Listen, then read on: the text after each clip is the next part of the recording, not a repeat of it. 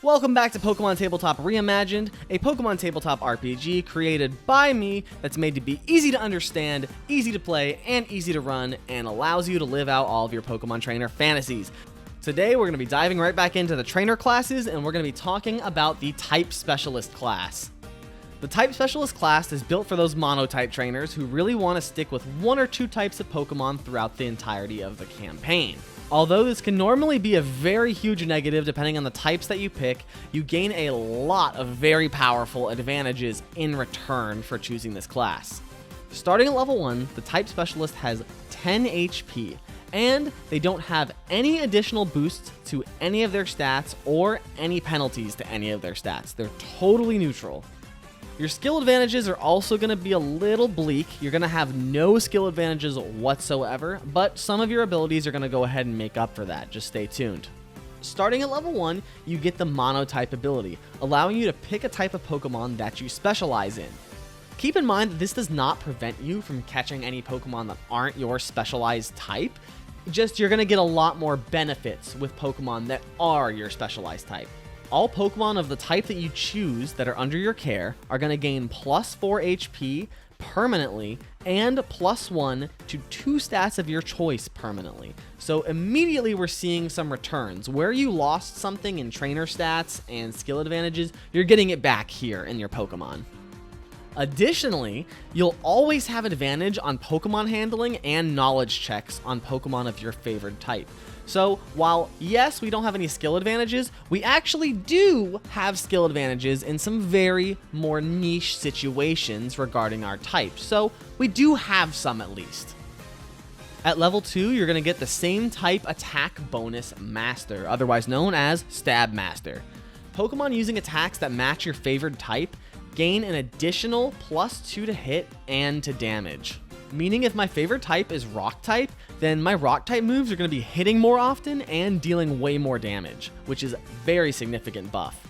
You of course also gain 2 stat points to allocate to any non-HP trainer stats at this level, and gain 1d10 trainer HP added to your max HP. At level 3, we get a very good ability called Specialized Training. Super effective attacks deal 1.5 times damage to your Pokemon instead of 2 times the damage. So yes, in this game, super effective attacks deal double the damage, but this helps to reduce that. Although super effective attacks are still going to be hitting you pretty hard, it's not going to be as bad if another class was getting hit by a super effective attack, making you honestly kind of tanky. And that's not even all you get with this ability, because additionally, the catch rate on Pokemon of your favorite type is always doubled, capping at 90%. This is just a nice little ability that encourages you to catch more Pokemon of your favorite type more often. Of course, you also gain 1d10 trainer HP added to your max HP. At level 4, you get another powerful ability with Resistance Piercing. Once per battle, each Pokemon you own can use one attack that ignores the resistances and immunities of all enemies hit. So yes, this means that if I use Tackle on a Ghost type, I can actually hit them, but only once per battle with that Pokemon. This ability just helps you work around those situations where an enemy sort of resists every attack you have, since your move pool is a lot more limited as a Monotype trainer. So this lets you deal one good solid neutral hit at least once per Pokemon. That's not all though, because additionally, when your trainer takes any damage, you can choose to use the weaknesses and resistances of one of your favored types when calculating the damage. So this means if I'm a Rock type trainer and a Pokemon suddenly surprises me and tackles me in the back, I can take that damage as if I were a Rock type, resisting it and cutting it in half. Of course, at this level, you also gain 2 stat points to allocate to any non-HP stats that you would like for your trainer, and you gain 1d10 trainer HP added to your max HP. Level 5, you get a pretty big upgrade in the ability Dual Typed. This ability allows you to pick a second type of Pokemon to specialize in. Additionally, all Pokemon of your favored types under your care will immediately gain another plus 4 to their HP and plus 1 to 2 stats of your choice permanently. Of course, you also gain 1d10 trainer HP added to your max HP at this level as well. Dual Typed is just such a great ability. It lets you keep all of the positives of this class while also expanding the variety of Pokemon that you're allowed to use on your team. At level 6, you gain the ability Super Specialized Training, an upgrade from the previous ability called Specialized Training.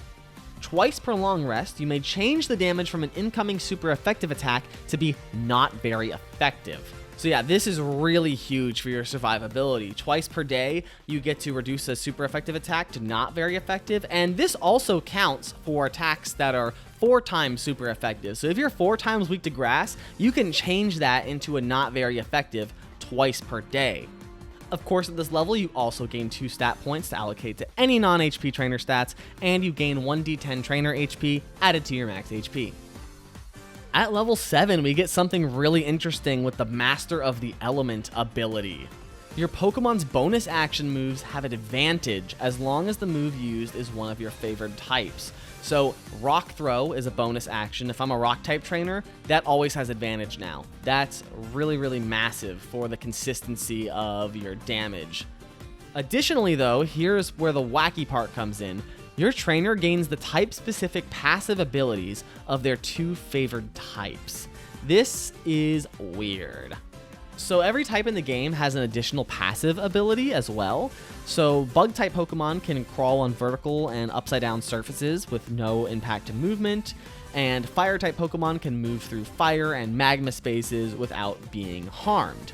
So what the Master of the Element ability essentially does is give these passives to your trainer. So if my 2 favored types are Bug and Fire type, then I can scale vertical and upside down surfaces and walk through fire and magma spaces as a trainer, which is pretty insane. Of course, you also gain 1d10 trainer HP added to your max HP. At level 8, you're going to get the Stab Champion ability, which is an upgrade to the Stab Master ability. Pokemon using attacks that match your favorite type will gain an additional +4 to hit and damage instead of the previous +2 from the Stab Master ability. This just makes attacks from both of your favorite types super consistent. Getting an extra +4 to hit makes them hit a lot more and makes them hurt a lot more with the +4 to the damage. You also, of course, are going to gain your 2 stat points to allocate to any non-HP trainer stats and gain 1d10 trainer HP added to your max HP. At level 9, we get your penultimate ability called Resistance Obliteration. It has a crazy name for a crazy reason, because this is an upgrade to the Resistance Piercing ability, where the attack being used during the Resistance Piercing ability becomes super effective on the target instead, even if they normally resist it or are immune to it. So to break it down for you, if I was a type specialist normal trainer, and I used Tackle on a ghost type, I could use Resistance Obliteration to make that tackle not only hit the ghost type Pokemon, but be super effective on them. And who could forget that at level 9 you also gain 1d10 trainer HP added to your max HP. And that about wraps it up for the Type Specialist class. This is a very powerful class. I think at a first glance you would think, oh, I only can use 1 or 2 types. This might be a pretty underpowered class, especially since I only can carry 3 Pokemon on me. But I think now that you've seen the abilities, you understand that they more than make up for the negatives of this class. I think anyone doing a monotype or dual type team run here is going to have a fantastic time and have a lot of tricks up their sleeve they can use to win battles that wouldn't necessarily be in their favor usually. If you like this video about the Type Specialist class, let me know what you think about it below in the comments, and you can delve into it yourself if you check out the rule document in the description below, and all the other documentation for the game will be there as well for you to peruse. Next time, we're going to be taking a look at the Hiker or Athlete class, which has a lot of abilities that are focused around movement, which is going to be very interesting. Stick around for that one. Again, thanks for watching, and I'll see you later. Goodbye.